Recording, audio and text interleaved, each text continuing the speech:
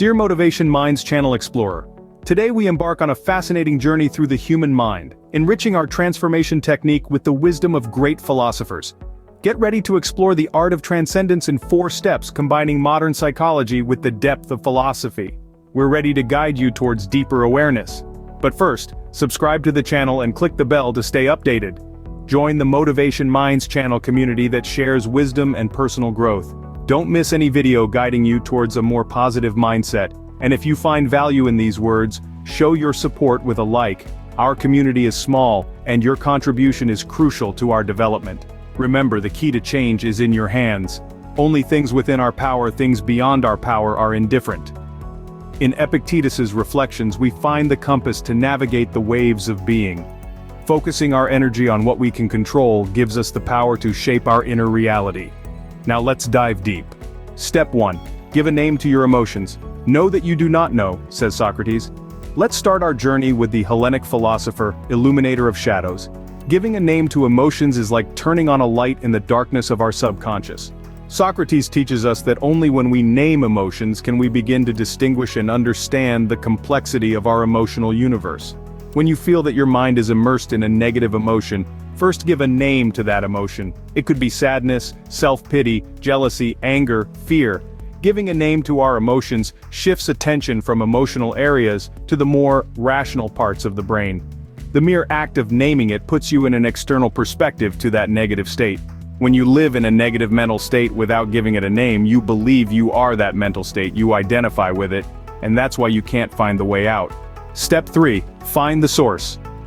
Thought, cogito ergo sum, guides us through the seas of rationality. Identifying the thought that triggers our negative mental state is like taking the helm of our ship. This act of conscious navigation allows us to face emotional storms with firmness and discernment. So, once you've given a name to that negative mental state, find the thought holding it back.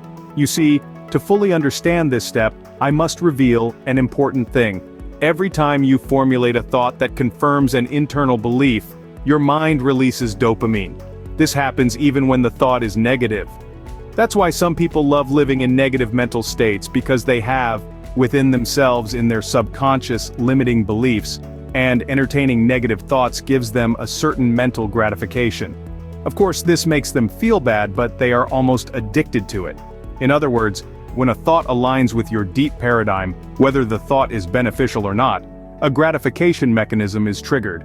That's why it's so important in this second step to identify the thought generating that negative mental state, because it allows you to change it, to act on that thought, and thus change the deep belief holding it back. Step 4. Create an opposite thought. Become who you are. This is how, through Nietzsche's prism, we enter the creation phase.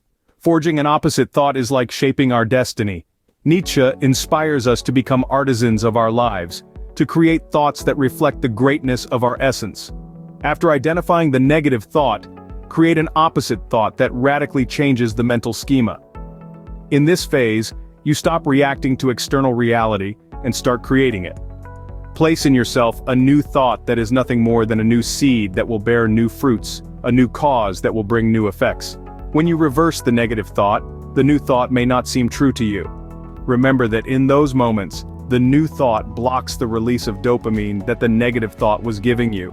That's why when you reverse the negative thought, your mind would like to make you go back to the previous one and really tries everything to succeed. You must insist. Repeating the new thought will create a new belief, and this will mean that when you think about this thought, you will have a release of dopamine, and not when you think about the negative thought. Step 4. Gather positive evidence. The mind that opens to a new idea never returns to its original size. Gathering positive evidence is like lighting stars in the darkness of negativity. Einstein reminds us that every new idea is a light that guides us through our transformation journey.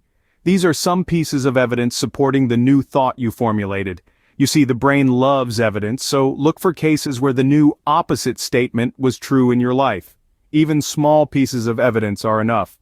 When you find them, visualize them, think about them again. Then look again in other areas of your life, look for similar evidence of the same thought. The more you visualize these pieces of evidence, the longer you will let your mind be absorbed by this new thought, the more your mental state will change. Let's conclude our journey with Buddha's wisdom, remembering that our thoughts create our reality. Transcend negative mental states, transform your mind and triumph in creating the life you desire. I encourage you to embark on this journey of personal growth. Subscribe to the channel and join us as we explore together the power of the mind and the philosophy of positivity. True transformation begins now. The mind is everything. What we think, we become,